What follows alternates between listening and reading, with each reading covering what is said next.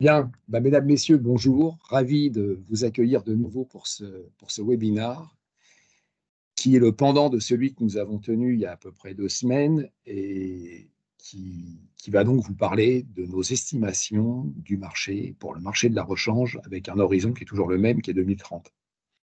Alors, pour être très complet, je pense que la plupart d'entre vous, vous étiez là il y a 2 semaines, mais au cas où il y en aurait certains qui n'étaient pas là, je vais juste reprendre. Je vais commencer ma présentation avec la dernière slide de la présentation précédente, juste pour cadrer les choses, puisque c'est quand même le point important quand on fait des projections.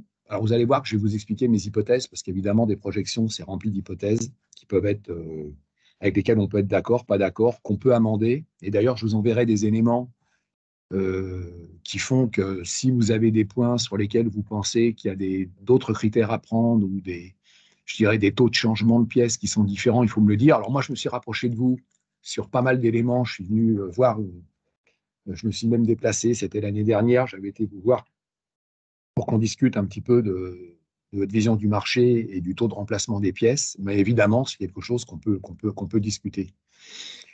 La base de tout travail sur une estimation d'un marché concernant la rechange. Alors, c'est la rechange dans sa globalité, hein, c'est-à-dire la rechange constructeur comme la rechange indépendante.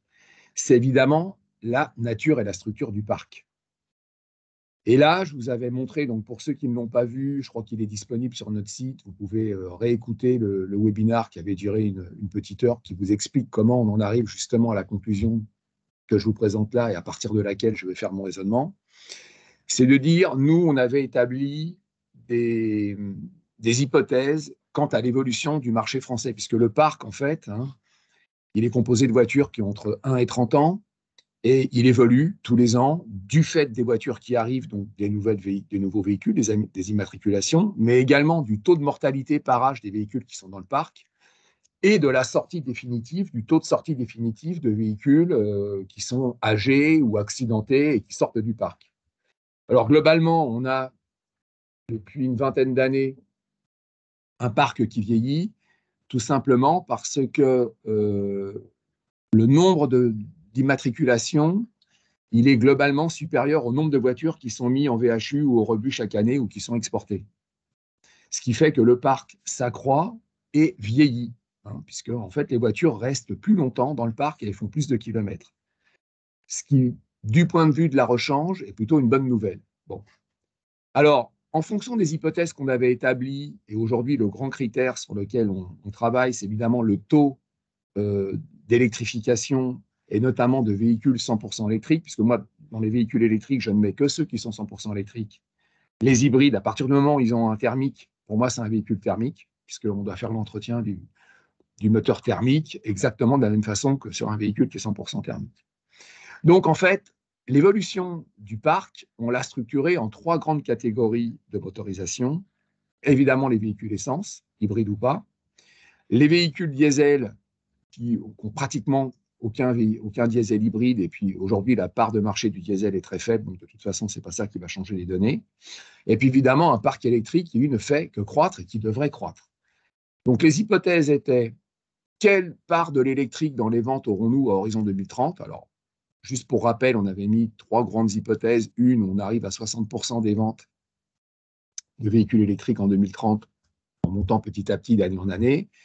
Une, qui est probablement celle vers laquelle je pense on ira, qui est plutôt de 45%. C'est-à-dire que là, on n'est pas dans la ligne fixée par Bruxelles, parce que pour ne plus avoir aucune vente de véhicules thermiques, il faut vraiment que les électriques prennent le relais très très vite. Et là, il y a quand même des doutes sur, je dirais, la pente vers laquelle on va.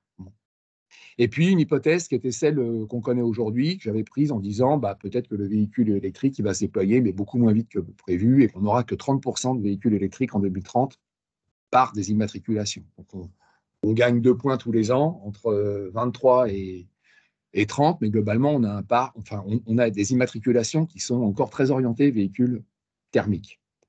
Selon ces hypothèses, en gros, c'est ça qu'il faut retenir, c'est qu'on avait dit on aura en 2030 entre 21 et 24,3 millions de véhicules essence dans le parc VL, je rajoutais les VL. entre 18,5 et 20,5 millions de véhicules diesel, et entre 4 et 6,5 millions de véhicules électriques. Là, il y a une grande inconnue.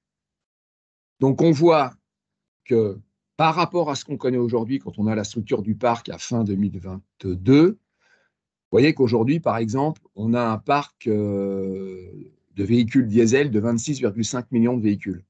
20,6 chez les VP et quasiment 6 chez les VUL. Donc là, on est sûr que le parc de véhicules diesel va baisser. Alors de combien? Une fourchette haute, une fourchette basse, mais ça, c'est une donnée absolument certaine. Le parc de véhicules essence, lui, quoi qu'il arrive, il va forcément augmenter, puisque vous voyez bien qu'aujourd'hui, quand un véhicule n'est pas électrique, il est globalement essence.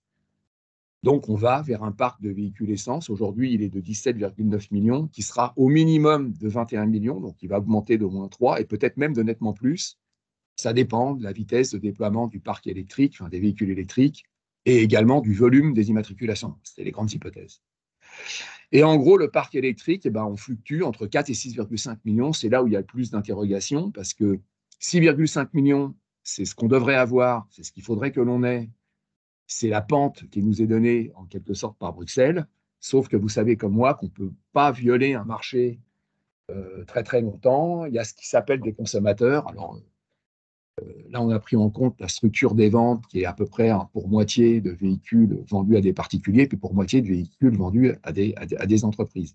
Donc là, il y a beaucoup de paramètres à prendre en compte qui font qu'on a une amplitude qui est assez forte. Mais globalement, on est dans cette fourchette-là. Alors, c'est à partir de ces éléments-là que j'ai bâti mes différents scénarios pour vous donner les éléments qui sont les plus probables quant à l'évolution du marché de la rechange. Alors, je rentre directement dans le débat. Alors, je pense que vous voyez les chiffres, évidemment, vous aurez tous ces éléments. L'important, c'est de comprendre le raisonnement. Là, je vous ai mis un premier point qui est important, hein. Je vous le dis, donc je vous explique ma méthode, puisque évidemment, elle peut être parfaitement amendable. Je vous ai mis là l'évolution qu'on a calculée, qu'on suppute, parce que ces données, on ne les a pas. Mais grâce aux chiffres que je vous donne là, on retombe sur exactement le kilométrage moyen qui nous est donné par le ministère des Transports. Donc, je pense que les chiffres, ils sont à la fois, je pense, intellectuellement défendables et je pense qu'ils sont effectivement très proches de la vérité. C'est quoi ces chiffres? C'est le kilométrage annuel moyen, parce que ça, c'est très important. Vous allez voir pourquoi. Pour les véhicules diesel, pour les véhicules électriques, alors ça, on l'ignore complètement sur les véhicules électriques, donc je vous dirai ce que j'ai pris comme... Et sur les véhicules essence, ça, en revanche, on est calé. On sait aujourd'hui, dans le parc français en 2022, qu'un véhicule essence, il fait en moyenne 9050 km par an. Et un véhicule diesel, c'est du VP, il fait à peu près 14 550 véhicules par an, 14 500. Donc nous, on a établi une courbe, donc en rouge, c'est l'essence, en noir, c'est le diesel, qui vous donne la distribution de ces kilomètres. Mais selon qu'un véhicule, il a 1 an, ou qu'il a 29 ans, ou qu'il a 30 ans, il ne fait pas le même nombre de kilomètres. C'est-à-dire que quand vous êtes un véhicule essence, tous les véhicules, quel que soit leur âge, ne font pas tous 9000 km par an. Et en gros, le kilométrage, il est décroissant avec l'âge du véhicule. Parce que quand le véhicule est neuf, ou plutôt neuf, bah c'est là où il fait le plus de kilomètres. Et au fur et à mesure qu'il vieillit, ça devient une deuxième voiture, un véhicule d'occasion, la troisième voiture. Et c'est un véhicule qui fait moins de kilomètres. Alors, je vous prends l'exemple du véhicule essence. Nous, on est parti sur le fait qu'en moyenne, un véhicule essence, il faisait 10 700 première année, 10 500 la deuxième, 10 350, et il descend, au bout de 30 ans, il ne fait plus que 5 500 km par an. Un véhicule diesel, il a 14 000 en moyenne, mais en fait, il a 18 17 000 durant les premières années, et puis ça décroît tout doucement, il y a une pente, pour finir à également 4 000 km quand il a 30 ans. Mais globalement, vous voyez qu'il passe même au-dessous du kilométrage moyen d'un véhicule essence sur les véhicules qui ont 27, 28, 29 ans, 30 ans. Bon, ils sont peu nombreux, voilà. Mais globalement, la courbe diesel, elle est toujours au-dessus de la courbe de véhicules essence en kilométrage moyen. Et de manière assez importante, hein, quand vous regardez, il fait à peu près 50-60% de kilomètres en plus en moyenne par an. Mais ça baisse. Ça, c'est une évidence.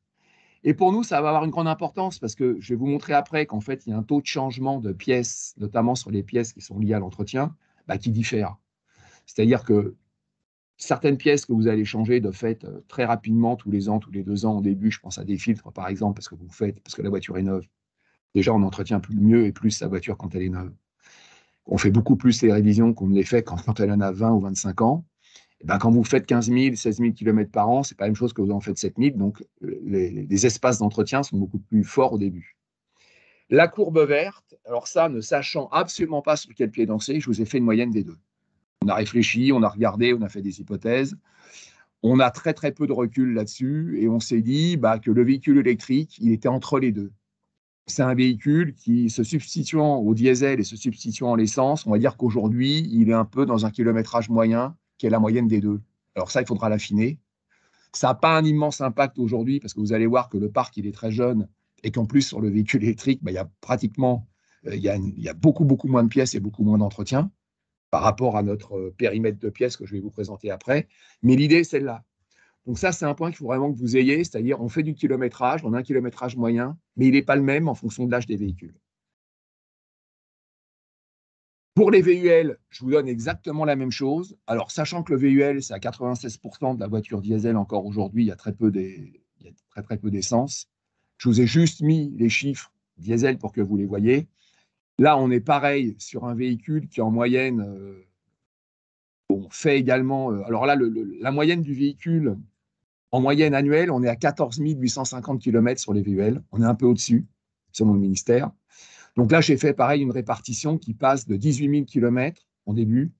Donc c'est principalement du VUL, c'est de la petite camionnette, mais il y a aussi de la voiture qui n'a pas de siège, qui est donc du VP. Donc c'est compliqué, enfin, du VP décliné en VUL, si vous voulez. Puis il y a du VUL moyen, type Boxer, etc., où là, c'est plus de la messagerie, ils font un peu plus de kilomètres. Quand on prend tous les éléments, on a regardé, on a fait des hypothèses, on vous a bâti une courbe qui part donc de 18 000 km et qui finit à 3 000 pour des VUL qui sont chez des particuliers, qui sont du VUL, qui ont une carte grise VUL, mais qui ne sont plus du tout utilisées. Évidemment, c'est des voitures, c'est la troisième ou quatrième.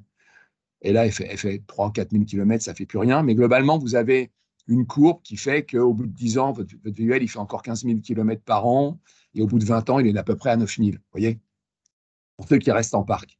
Donc ça s'applique évidemment aux véhicules qui sont en parc, hein, sachant que derrière, le parc, il n'est pas équiprobable, c'est-à-dire il n'y a pas, on a 40 millions de voitures, on n'en a pas, je dis n'importe quoi, 300 000 qui ont 1 an, 300 000 qui ont 2 ans, etc. Non, on a beaucoup plus de voitures plus jeunes et après, on a de moins en moins de voitures à partir du moment où il y a un taux de mortalité qui s'accélère avec le temps.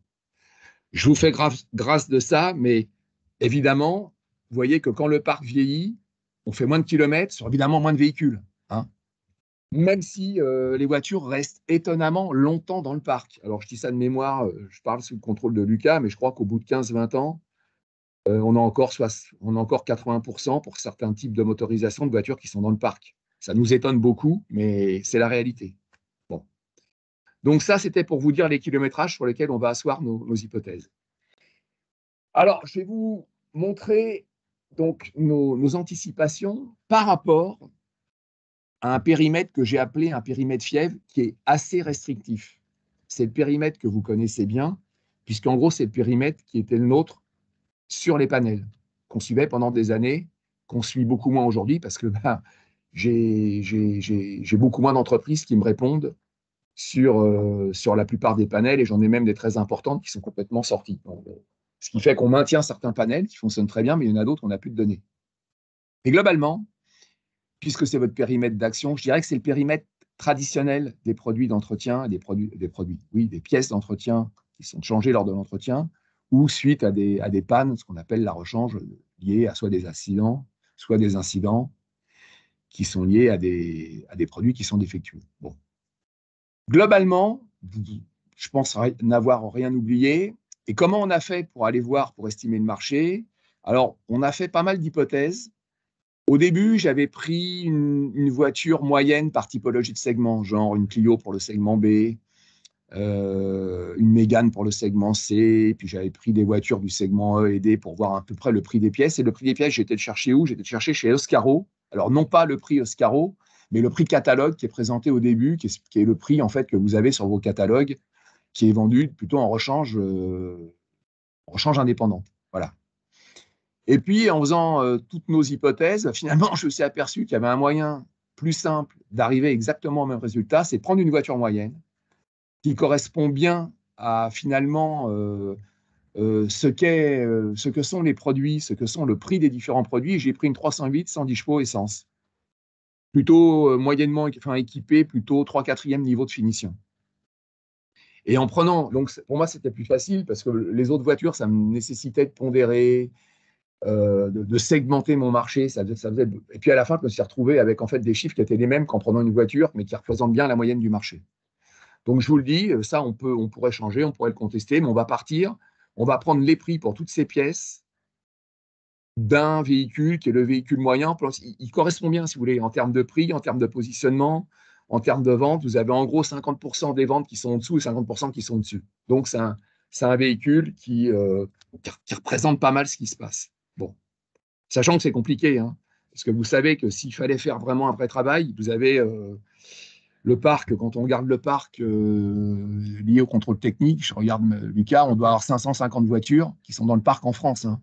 Donc, dans l'idéal, il faudra aller chercher le prix des pièces des 550 modèles pondérés par le nombre de voitures qu'on a dans le parc de ces modèles en estimant leur âge pour voir à quel kilométrage on l'affecte. Bon, c'est un travail, il me faudrait qu'on soit 12 pendant un an pour essayer de vous le sortir. Mais en plus, je ne pense pas qu'on aurait tellement plus de précision. Et je pense que donc, cette façon de faire, à mon avis, elle est celle qui finalement se rapproche quand même, malgré tout, le plus de la vérité du marché. Donc, ce que je dis, alors là, c'est un point qui n'est pas forcément simple à expliquer, mais je vais vous le dire quand même très rapidement. J'ai deux bornes, je vous donne le résultat tout de suite, qui sont un peu des bornes fictives. C'est-à-dire, si je prends, suite à la présentation que je vous ai faite il y a 15 jours, quand on regarde par exemple les véhicules qui sont des véhicules essence, et que je me projette en 2030, pour moi, le parc essence, il est le plus mauvais si j'ai peu de voitures neuves qui arrivent, donc c'est l'hypothèse où j'ai 1,8 million de voitures pendant 7 ans, donc peu de nouvelles voitures immatriculées, et où j'ai un taux de BEV qui est très fort en 2030, qui est de 60%, donc qui croît tous les ans. Là, je vais avoir relativement moins de voitures essence vendues. L'hypothèse la plus haute, c'est l'inverse, c'est que j'ai un marché qui est très fort, qui va faire une moyenne de 2,1 millions, avec très peu de BEV. Donc, comme je vends très peu de diesel, je vais avoir beaucoup de véhicules essence. Le diesel, c'est l'inverse. J'ai une hypothèse basse de parc diesel. Si j'ai un marché qui est très élevé, puisque j'ai mis un pourcentage de vente diesel qui est toujours le même, donc si le marché est très fort, je vais avoir relativement plus de véhicules diesel encore vendus. Si en revanche j'ai un marché très faible, pareil, on est à 10% de véhicules diesel, on a dit qu'on finissait à 3 en 2030, là j'aurai moins de véhicules diesel. Le BEV, c'est l'inverse. Il est bas, mon marché, si j'ai peu de voitures neuves et qu'en plus j'ai peu de BEV, j'ai un taux qui est très faible. En revanche, si j'ai beaucoup de voitures neuves qui arrivent et que j'ai 60% de BEV en 2030, c'est-à-dire où je crois beaucoup tous les ans, là je vais avoir un super parc de BEV. Donc, mais vous vous rendez compte que je ne peux pas avoir les 3 configurations basses ou 3 configurations hautes en même temps. L'une exclut l'autre. Donc, je dis, j'ai 2 bornes fictives, globalement, qui font que, je vais vous montrer les calculs après, que mon périmètre, il est, dans le pire des cas, de moins 11%, ce serait une borne inférieure, et dans le moins mauvais des cas, de moins 4,7% à horizon 2030 en termes de pièces vendues. Et ça, je vais vous montrer maintenant comment. Alors, la vérité, elle va être un peu entre les deux. Et je vais vous parler de la moyenne, évidemment, entre les deux, parce que là, je pense qu'avec la moyenne, on va être à peu près dans ce qui va réellement se produire. Le marché, si on regarde aujourd'hui son chiffre d'affaires, il y a 3 hypothèses par rapport à ce que je viens de vous présenter. C'est-à-dire, on part de 2030, on est au niveau 100, et comment on va se projeter au niveau, on part de 2023 au niveau 100, et comment on va se projeter en 2030 par rapport à l'évolution. Vous avez à peu près, en fonction des différentes hypothèses, alors la courbe bleue, c'est la moyenne, c'est celle qu'il faut regarder en fait. Le haut du marché, c'est la verte, et le bas, c'est évidemment la rouge que je vous ai présentée avant, qui sont un peu deux hypothèses fictives qui bordent un peu mon calcul. Mais ce qu'il faut regarder, c'est la bleue. Et vous voyez que la bleue, en moyenne, je suis sur un marché qui est autour de 92 en 2030, sur le périmètre que je vous ai présenté là. Ça veut dire qu'on peut anticiper une baisse qui ne va pas trop se faire sentir jusqu'en 2026, mais qui après va quand même un peu descendre et qui va se maintenir autour de moins 8% finalement. à partir de 2027. Un marché relativement stable qui fluctue. Donc, on a un horizon qui sera à peu près de moins 8%. Alors ça, on le retrouve évidemment que ce soit en volume ou en chiffre d'affaires, parce que je vais vous montrer les calculs après, mais c'est à peu près, c'est la moyenne des estimations qu'on peut faire.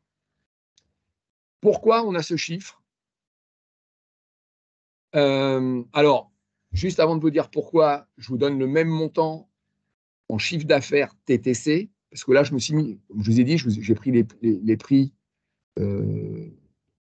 présentés par vos catalogues, qui sont ceux que présente Scaro. Et c'est du TTC, bien sûr. Je me mets à la place du client. Donc, si vous voulez avoir une idée de ça en hors taxe, vous déflatez, vous enlevez les 20% de TVA, puis vous avez le chiffre d'affaires, périmètre, toujours client final, hein, TTC ou hors taxe. Là, c'est du TTC. Donc, en gros, aujourd'hui, on est sur un marché où on est à 16 milliards, à peu près 7, que je vais vous présenter après, qui fluctuerait pour descendre entre 14,9 et 15,9, c'est-à-dire à 15,4, qui est la moyenne des deux, qui représente donc la baisse de 8% dont je vous parlais, avec une courbe qui est à peu près cette forme-là. Alors, pourquoi on a cette évolution? Alors là, je vous présente les données brutes que je vais vous envoyer, évidemment, parce que je pense que c'est visible à l'écran, mais je vais quand même vous les commenter. Je ne peux pas faire autrement. Là, vous avez une évolution donc projetée en volume des différentes catégories de pièces. Alors, je prends la première, je la commente. Je vais m'arrêter un peu. Si certains veulent ensuite me contacter sur des produits particuliers pour qu'on en discute, je vous donnerai un peu mes taux de changement, mais je vais quand même vous les commenter. Je vais passer un tout petit peu de temps dessus parce que c'est quand même le cœur de l'analyse. Vous avez une colonne avec un prix moyen. Ça, c'est le prix globalement que j'ai trouvé sur mon modèle de référence quand je fais une moyenne des différentes pièces proposées par les différents équipementiers. Bon. Vous voyez, par exemple, le filtre à air, on est à 25 € TTC. Filtre à huile, quand c'est un modèle diesel, c'est 18 €. Le gazole, filtre gazole, autour de 70 €. Ça, on peut le changer. Alors, si on change les chiffres, ça ne va pas du tout changer l'évolution de ma courbe. Ça va changer le montant. Mais l'évolution de la courbe que je vous ai montrée, dans tous les cas de figure, elle ne changera pas. Je vais vous expliquer après pourquoi. Parce qu'en fait, elle est basée sur un parc. Hein. Ça veut dire que tous les ans, on a un parc de véhicules essence, diesel, etc., qu'on estime jusqu'en 2030, et avec des taux de changement de pièces. Bon. Le prix, il est anecdotique, en quelque sorte. On pourrait raisonner en basse. Donc là, c'est du volume. Et par exemple, vous voyez, dans les filtres à air, on est à 9 millions. Alors, moi, j'estime le marché aujourd'hui à 9 millions, 9 millions 100 de filtres à air, tout réseau confondu, où on descendrait un tout petit peu. Bon, 8 millions 4, un tout petit peu. Filtre à huile, on est à 22, on descend un petit peu à 20,5 en moyenne, parce que ça, c'est lié aux véhicules, évidemment, électriques. Et puis, le filtre à gazole, en revanche, vous voyez, on est à 5,4, 5,2 cette année, 5,3, et on tombe en moyenne vers 3,2. Alors, ça peut être 3,7, 3,8 si on a beaucoup de diesel, ça peut être un peu moins si on a moins de diesel parce qu'on a beaucoup de véhicules électriques, mais globalement, c'est une moyenne, c'est une tendance que je vous donne. Filtre à carburant, vous voyez, on est autour de... il y a une erreur sur la première colonne parce qu'on est autour de 400 000 aujourd'hui, puis là, je vois, bon, j'estime un profil qui va monter à peu près à 500 000. Le taux de changement de ces différents éléments, alors ça, je pourrais vous les donner en détail, mais il faut que vous le sachiez. Globalement, les filtres à air, c'est des trucs, alors c'est compliqué, parce que le taux de changement sur une voiture qui a moins de 10 ans, il se fait en gros tous les 3-4 ans, ça dépend, et c'est une combinaison en fait de l'âge et une combinaison du kilométrage. Filtre à air, globalement, vous le changez. Au début, vous allez le changer à peu près tous les 30 000, même si on recommande tous les 40 ou 50, parce que vous avez beaucoup de voitures qui sont vendues dans des packs, donc on vous dit, vous prenez l'entretien. Au fur et à mesure que la voiture vieillit, que vous faites moins de kilomètres, vous allez le changer globalement après peut-être 40 000. Et puis quand la voiture vieillit, ça va être tous les 4-5 ans. Vous voyez, quand elle a plus de 20 ans, j'ai allongé la durée. Le filtre à huile, c'est un truc, alors globalement, on le fait tous les 2 ans. Même si on doit le faire parce que c'est un kilométrage 15-20 000, mais comme on ne fait pas 20 000, alors au début, si c'est pris dans un contrat d'entretien, on va vous changer votre filtre à huile, même si la voiture a 10 000 km. Mais après, au fur et à mesure, ça va s'élaguer. Donc, on va dire que c'est un filtre que moi, j'ai considéré qu'on changeait à peu près. Alors, ça évolue, mais ça évolue tous les à peu près, je dirais tous les 15 000 en moyenne. Et puis, on va dire que ça va être en moyenne tous les 2 ans. Vous voyez, vu le kilométrage moyen, on va dire 15-16 000 tous les 2 ans. Le filtre à gazole, alors ça c'est compliqué, mais une moyenne, c'est 70-80 000, entre 70 et 80 000. Donc on ne va pas en changer beaucoup de fois dans la vie, en fait. Le filtre à carburant, c'est peu de modèles, c'est très peu changé. On vous le fait quand généralement vous avez un problème, des ratés à l'injection, etc. Donc c'est pas toutes les voitures, et j'ai mis un petit pourcentage des véhicules qui ont, par exemple, parce que ça fait partie des programmes d'entretien, en 40-50 000 km, il y a peut-être 30% du parc ou 15 ou 20% du parc à qui on change le filtre à carburant. Les balais d'essuie-glace, vous voyez, on est de 18 millions à 19,6, c'est légèrement croissant. Moi, j'ai mis un changement tous les 2 ans, qui s'étale un peu après pour les véhicules de plus de 15 ans. Là, je l'ai mis tous les 3 ans. Vous voyez, parce que là, après, vous commencez vraiment, au début, vous changez tout le temps, enfin tout le temps, tous les 2 ans. Ensuite, vous attendez que votre tableau de bord, votre pare-brise soit vraiment sale avant de les changer et que ça couine. Parce que plus les véhicules vieillissent, ils font moins de kilomètres. Donc, on peut les changer moins souvent. Les bougies, alors là, on est bougies sur un marché qui, pour l'allumage, va être en croissance, puisqu'on est aujourd'hui sur un marché où en 2023, j'ai 4,7 et puis on monte à peu près à 6. Les bougies de préchauffage, en revanche, ça va forcément baisser. Alors, on est plutôt sur un marché de 3,5 millions pour finir à 2,2. Et puis, vous avez après tous les éléments sur le freinage. Alors là, c'est assez complexe parce que globalement, les plaquettes avant, je les change tous les 60-70 000. C'est compliqué de faire ça dépend comment vous roulez, ça dépend du véhicule. Le taux, plaquette, freinage, disque de frein, il est complexe aussi parce qu'auparavant, on disait vous faites 3 jeux de plaquettes et un disque. Aujourd'hui, c'est plus du tout le cas. Vous faites le disque beaucoup plus tôt et parfois, souvent, même le disque qui s'use en même temps que la plaquette. Et les plaquettes font très longtemps. Donc, c'est assez variable. Donc là, je vous dis, les plaquettes avant, moi, je les ai changées.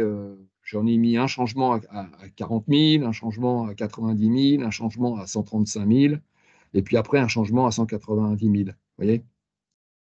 Les plaquettes arrière, c'est moins. C'est 30% de kilométrage en plus. Les disques avant, c'est compliqué. Les disques, pour moi, ça commence à 60 000 pour une petite partie, un pourcentage, pas toutes les voitures qui ont 60 000, bien sûr, puis ça s'étale. Et puis, vous avez du disque arrière qui arrive beaucoup plus tard. Alors, c'est entre 130 000, moi j'ai mis en moyenne. Si vous prenez les kits, alors là, c'est des faibles kits prémontés, tambours. Les tambours, c'est très, très peu de voitures. C'est des voitures qui ont 140 000-150 000 km pour celles qui en ont. Et il y en a très, très peu. Donc là, c'est 5% du parc des voitures qui ont 15 ans pour moi, vous voyez. Et puis les kits, c'est pareil. Alors là, c'est peu de voitures autour de 110 000 km. Et puis j'ai mis un autre changement, une autre phase autour de 160-170 000 pour un faible pourcentage. Alors j'ai essayé de border évidemment ces montants avec ce qu'on connaît, ce qu'on estime, des éléments que vous connaissez, de ce que ont publié des gens comme le JPA, des panels qu'on avait avant, pour essayer d'avoir des montants qui soient à peu près ceux qu'on pense être ceux du marché. Sur les machines tournantes, donc alternateur démarreur, et puis maintenant il y a de l'alterno démarreur qui est plutôt en faiblesse. C'est plutôt un marché qui est, on va dire, plutôt stable, parce que c'est des produits qui se changent d'ailleurs un petit peu de moins en moins. Et c'est globalement pour moi des changements qui arrivent sur des véhicules assez âgés, hein. C'est-à-dire rien avant 7-8 ans, et globalement, le gros du changement, c'est entre 13 et 15 ans que j'ai mis. Vous voyez? Donc tout ça va influencer évidemment, parce que quand vous vous déplacez dans le temps, en fonction du nombre de véhicules qui ont entre 13 et 15 ans, c'est là que je vais appliquer les changements. Si vous regardez par exemple tout ce qui est distribution, pour moi les courroies de distri, c'est pas avant 90 000 km, puisque c'est une combinaison de l'âge, donc on va dire 9 ans. Généralement on vous dit que c'est 8. Alors vous pouvez traîner un peu, si on vous dit 8 ans et 120 000 km, si vous avez 8 ans et 80 000, que font les gens? Ils attendent d'en avoir 100, 110 000, ils coupent la poire en deux. Tout ce qui est kit d'accessoires, courroie trapézoïdale, etc. Moi aussi, les premiers changements, ils arrivent pour des véhicules qui ont pareil autour de 100 000 km. Et c'est évidemment pas tous les véhicules, hein. Donc ça se décale petit à petit dans le temps, entre 100 et 120 000, c'est là où on met le plus de changements. Bon. Tout en se rendant compte que finalement, il y a beaucoup de gens qui font pas du tout les changements selon les critères spécifiés par le constructeur. Des projecteurs, c'est des ampoules. Donc là, c'est un taux également d'ampoules à partir de 7-8 ans. C'est rare qu'on les change avant. Ou que c'est lié aussi, ça peut être lié à des chocs. C'est le cas de ce qu'on appelle des projecteurs code route. Bon, on a des faibles montants qui sont plutôt liés à des chocs, là, cette fois-ci, plutôt qu'à des. Quoique maintenant, on commence à avoir des du changement avec les LED ou tout simplement des phares qui ne fonctionnent pas, quoi. Donc là, on retrouve des montants qui ne sont pas très élevés et qui sont globalement plutôt stables ou plutôt à la baisse.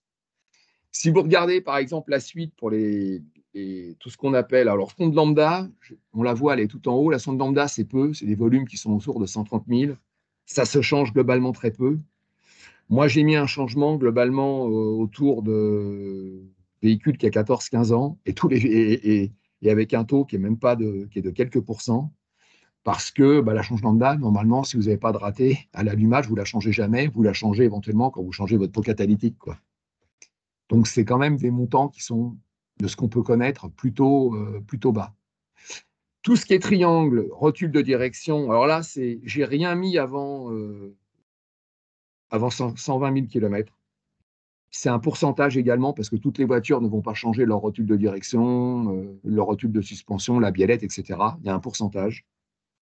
Et là, moi, je dis que ça s'étale entre 120 000 et donc 12 ans d'âge. Et puis le dernier, je mets 20 ans et 180 000 km, avec le gros des changements entre 130 et 160 000 km.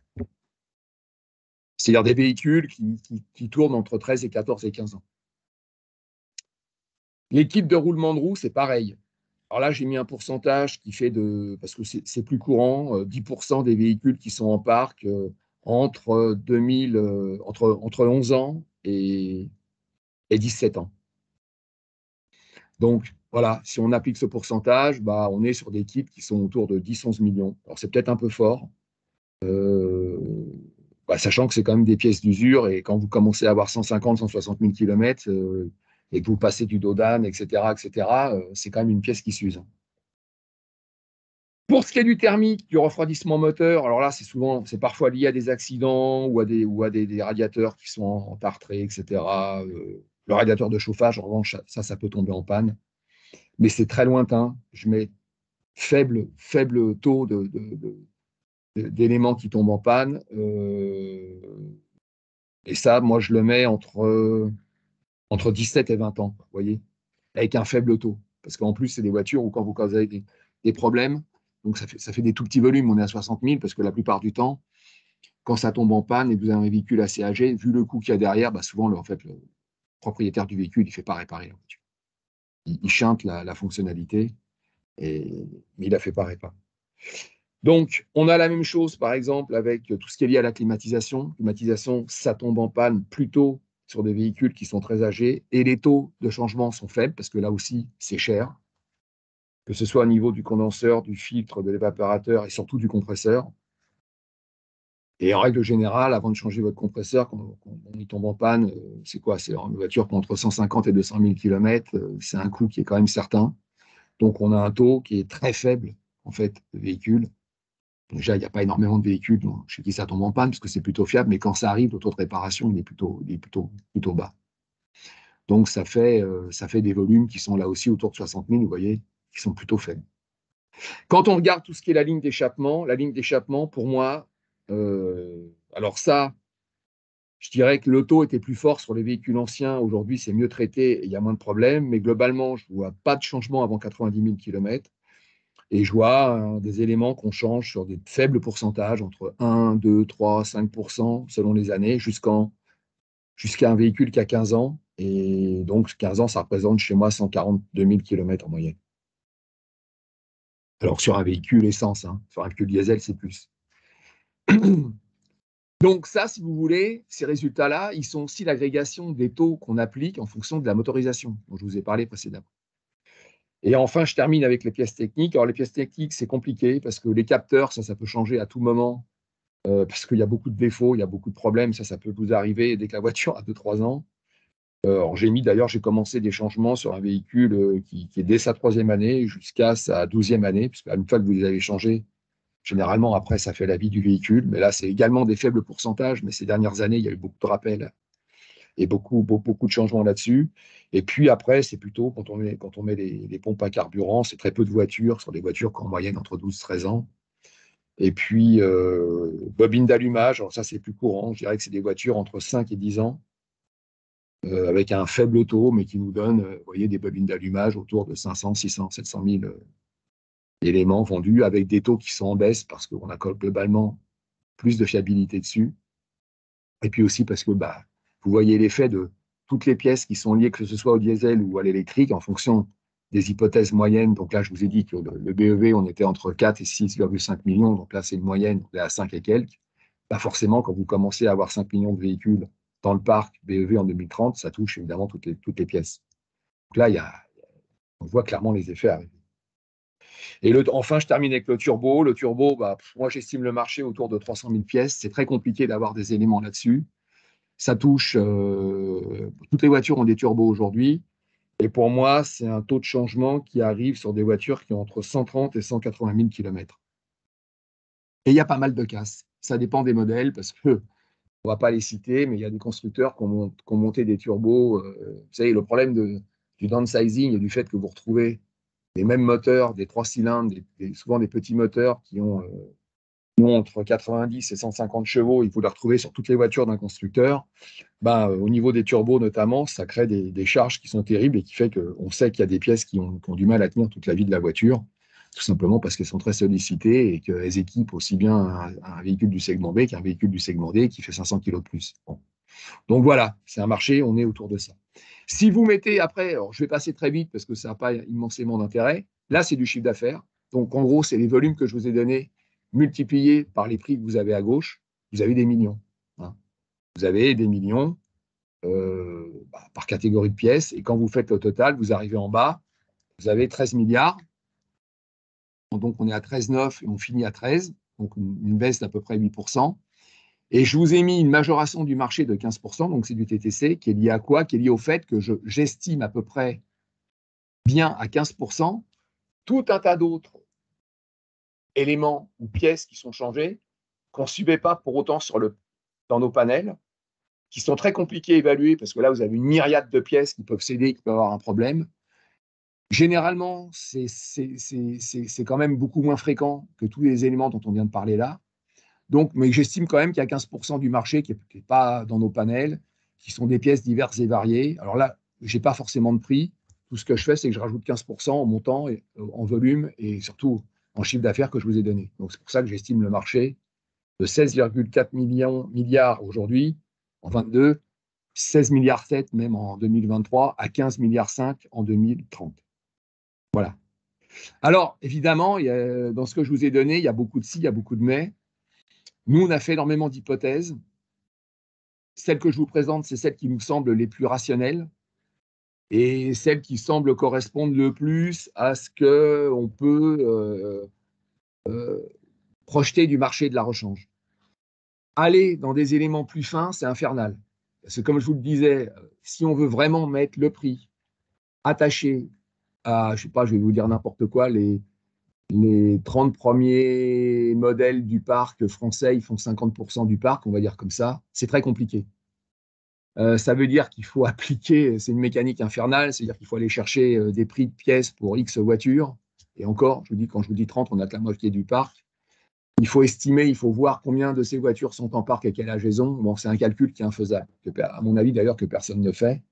Et la plupart de ceux qui vous présentent, je pense, des estimations de parc, ils prennent des cotes mal taillées et ils ne descendent même pas au niveau aussi fin qu'on vient de le faire là.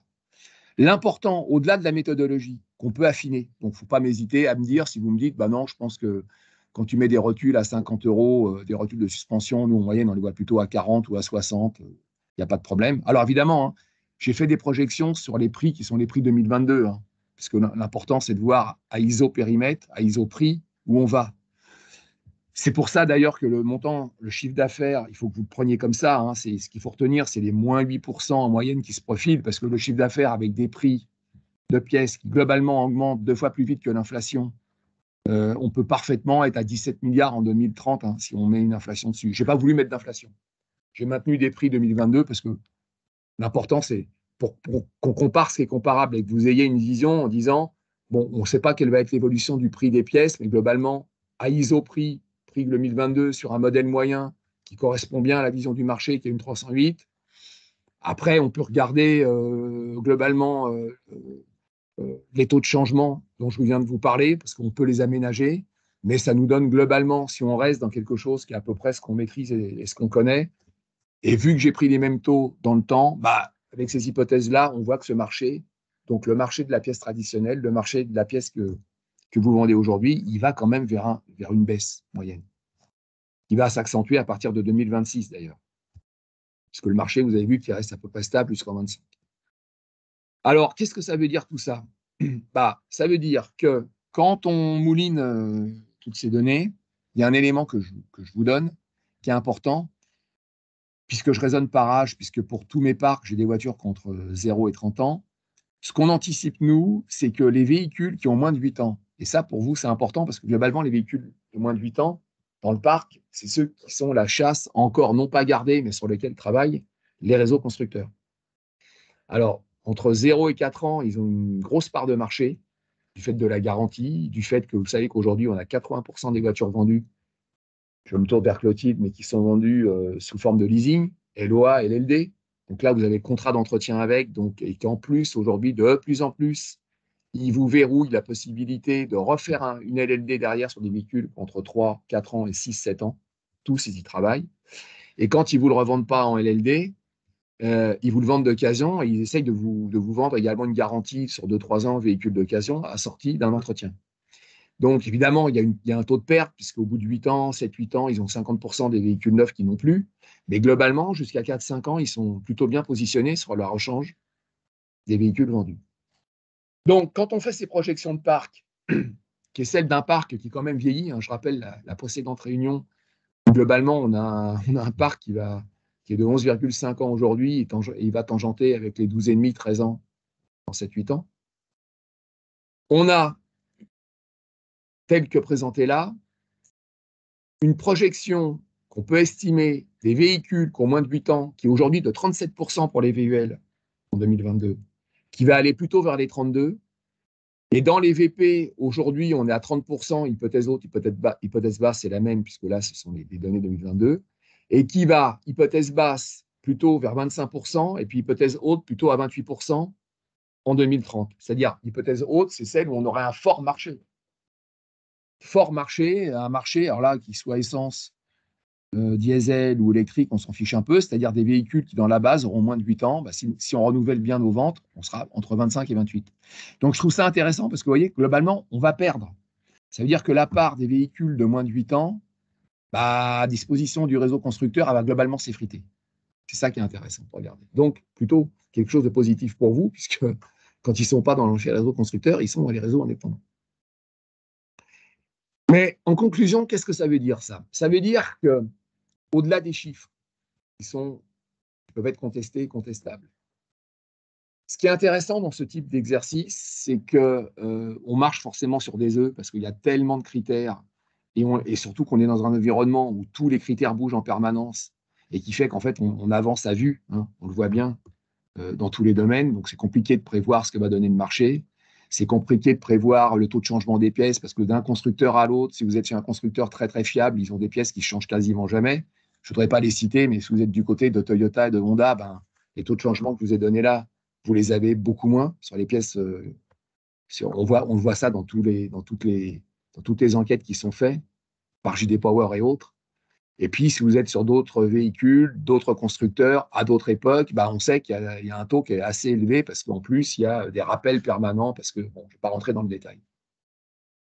Mais ce qu'on voit, c'est que globalement, sur le périmètre qui est le nôtre, quelle que soit l'évolution des prix, quelle que soit l'évolution des taux, plus ou moins forts, plus ou moins bons, en prenant les mêmes critères, on va vers quelque chose qui va quand même commencer à décliner à partir de 2025. On va perdre des pourcents.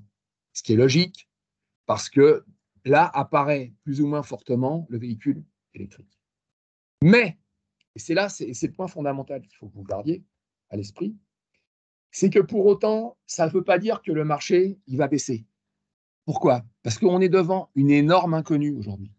Énorme inconnue sur laquelle j'espère qu'on aura l'opportunité de travailler, mais sur laquelle on n'a pas de recul, on n'a pas assez de recul aujourd'hui. C'est le fait que les nouveaux véhicules électriques, on a très peu de vision sur ce qu'il faut changer sur la typologie d'entretien. Alors, on sait un truc, hein, c'est sûr que tout ce qui est thermique, les filtres à huile, vous n'en changerez pas sur un véhicule électrique.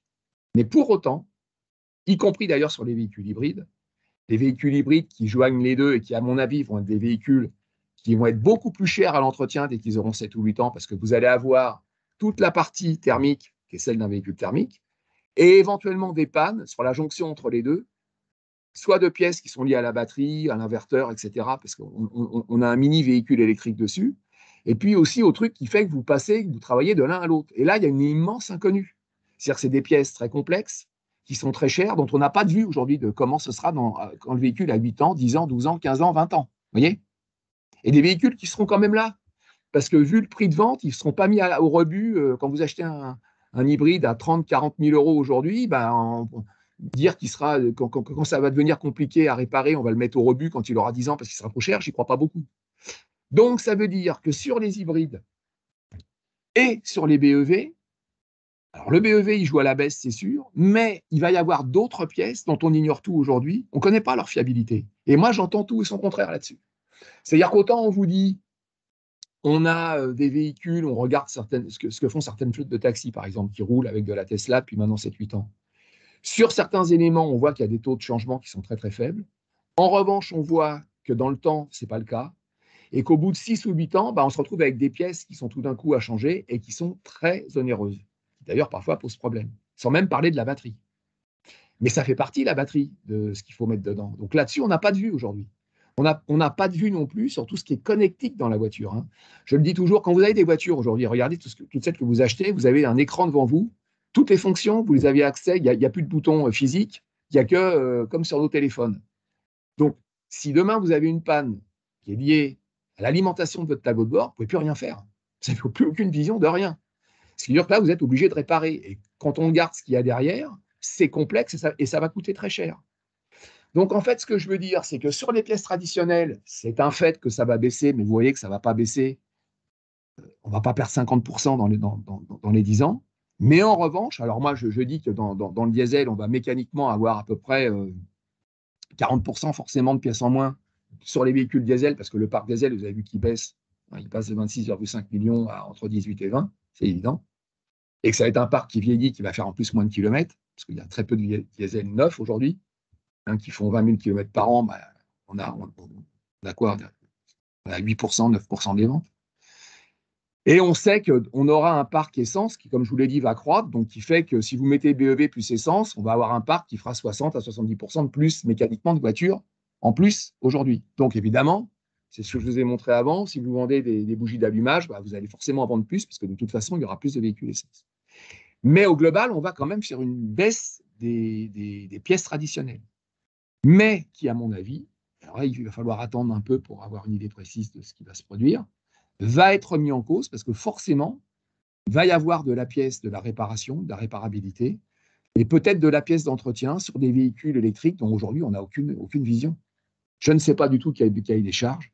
Je ne sais pas si tous sont équivalents. Je sais qu'en tous les cas, on commence à avoir un taux de problèmes qui croît avec le volume des véhicules produits, c'est-à-dire que les constructeurs qui faisaient 100 000 voitures électriques il y a ça quelques années, maintenant, quand ils en font 1 million ou 1,5 million, ils ont aussi des problèmes de qualité qui sont complexes à résoudre. Hein. Et puis, il y a toute une série d'éléments. Alors, je ne vais pas vous faire la liste, mais vous la connaissez comme moi. Il y a une voiture électrique, c'est 6-7 éléments tout à fait particuliers sur lesquels on n'a pas de vision. On n'a pas de vision. Il faut attendre pour voir. Mais ce qu'on sait, c'est que le jour où on va travailler dessus, ça va coûter cher.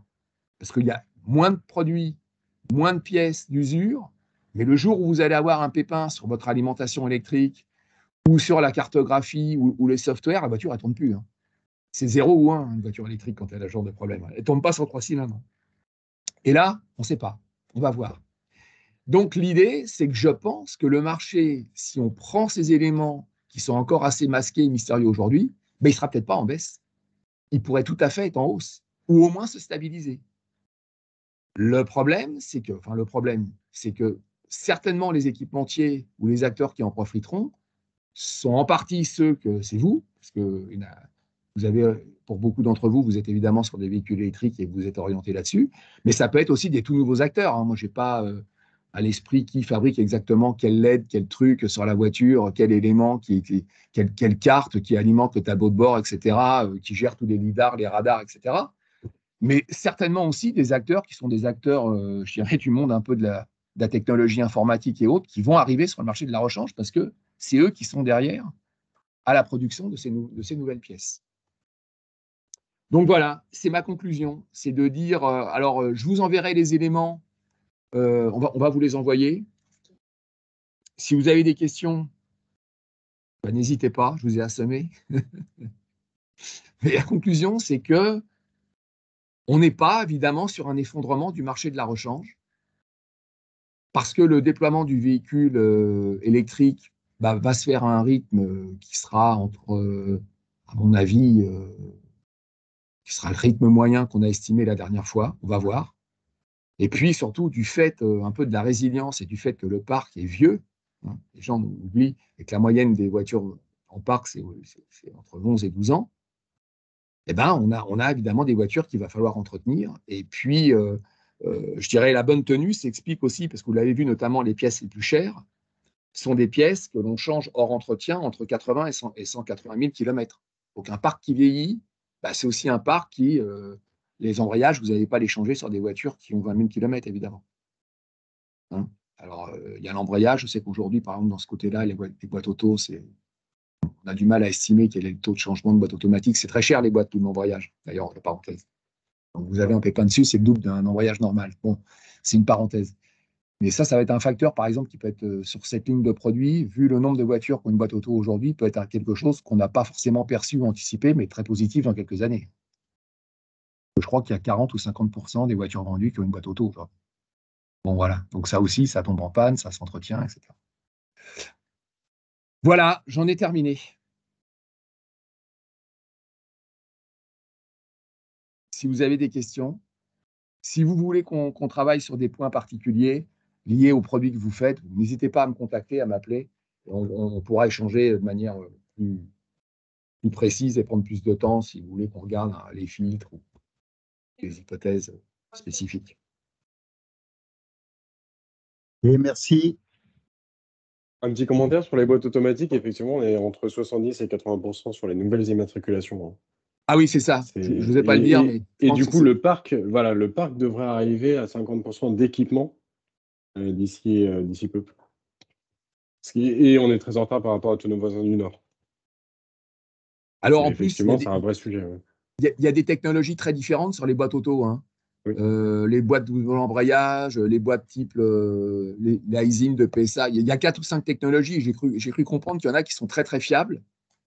Vous faites pratiquement jamais rien, et d'autres où ça peut poser problème, effectivement. Ouais, Hein? et en plus, alors effectivement, et on a aussi des distorsions dans l'entretien de. Ah bah Comment oui. dire, dans la recommandation d'entretien. Ouais. Voilà, Ouais. les constructeurs allemands sont très pro-entretien des boîtes automatiques, Oui. alors qu'on peut s'imaginer parfois un petit peu par préjugé que leurs boîtes sont plus costauds que les nôtres. En tout cas, eux, ils préconisent de les entretenir plus régulièrement que nous. Le constructeur français, notamment PSA, Mm. estime que sa boîte tient à vie. Voilà, on n'a pas besoin Exactement. Alors, d'entretien sur la durée du véhicule. Ce qui est assez drôle, c'est que je n'osais pas en parler, mais puisque vous l'avez fait, j'embraye. Chez PSA, quand on regarde aujourd'hui les critères, en fait, effectivement, ils vous disent c'est à vie. Et quand vous allez chez le fabricant, c'est-à-dire Aisin, hein, lui, il vous dit qu'il faut faire la vidange tous les 80 000. Exactement. Le fabricant de la boîte. Donc, c'est quand même, en fait, on se rend compte que derrière, il y a probablement une grande peur, si vous voulez, que quand vous arriviez, si la vidange est mal faite ou si je ne sais pas qu'il y a un problème, que la boîte lâche après, ça peut avoir des conséquences terribles, j'imagine. Hein. Ah bah évidemment. Parce que là, vous vous retournez vers votre gars en disant, moi, je ne comprends pas pourquoi j'ai fait l'entretien, il ne fonctionne plus, quoi. Vous voyez? Voilà. Et là, elle est plus sous garantie. Il n'y a plus de problème. Exactement. Donc, je pense qu'ils ont dû se dire, aïe, aïe, aïe, ils ont dû prendre une calculette en se disant quel est le taux de panne qu'on va avoir à gérer dans le réseau de ce type. Ça peut nous coûter énormément. Ouais, c'est des prestations qu'on fait très très peu en France, mais qui Ouais, sont très largement effectuées, soit dans les pays nordiques, ouais, notamment la Suède, la Finlande, et aussi la Pologne, ouais, où il y a un très haut taux d'équipement avec tous les véhicules allemands ouais, qui transfugent en Pologne. ouais. Et par contre, ils les entretiennent vraiment très régulièrement. Donc Alors, ce qui est fou ça aussi, peut être un futur business, effectivement. c'est que le même constructeur, il vous dit ça ici et il ne va pas vous dire la même chose si vous passez la frontière Oui. sur la même voiture. Donc, c'est effectivement, ça fait partie de ces. Je dirais que là, on est un peu en marge des problématiques techniques. Je pense que derrière, c'est plus des problématiques économiques. Hein. le constructeur, c'est vrai que le constructeur de la boîte, on l'a regardé, parce qu'en plus, c'est complètement accessible en ligne. Aujourd'hui, vous pouvez aller chez les 3-4 fabricants, là, ils vous donnent tous les éléments, et effectivement, on a des recommandations qui sont complètement différentes de chez les constructeurs qui le livrent. En plus, c'est assez fabuleux. Bon, bah écoutez, bah, moi, je vous remercie beaucoup. Oui, Clotilde me dit qu'on aura un replay disponible dans les prochains jours. Et puis, bah, encore une fois, n'hésitez pas, vous avez tous mon numéro de téléphone. Si vous voulez qu'on discute et qu'on prenne un peu de temps sur un élément, parce que de toute façon, c'est des données que nous, on va mettre à jour en permanence. Dès qu'on a des nouvelles données sur le parc, etc., ben, on refait tourner notre moulinette et on essaye de faire évoluer les hypothèses pour vous fournir des éléments de façon à voir un petit peu, à essayer d'entrevoir un peu vers quoi on va. Moi, je vous souhaite une très bonne journée. Merci beaucoup. Et on vous envoie ça très rapidement. Et puis, je vous dis, on se revoit à la commission aftermarket en début avril pour ceux qui en sont membres. Et puis, on va vous envoyer également une invitation. On va faire une réunion intéressante là, à la mi-mars sur un autre sujet, mais on vous enverra ça assez rapidement, plutôt sur la première monte et sur les problématiques électriques. Bon, ben merci à vous. Bonne journée. Bonne journée. N'hésitez pas à me contacter et je vous dis à bientôt. Merci, bonne journée. Merci, bon appétit.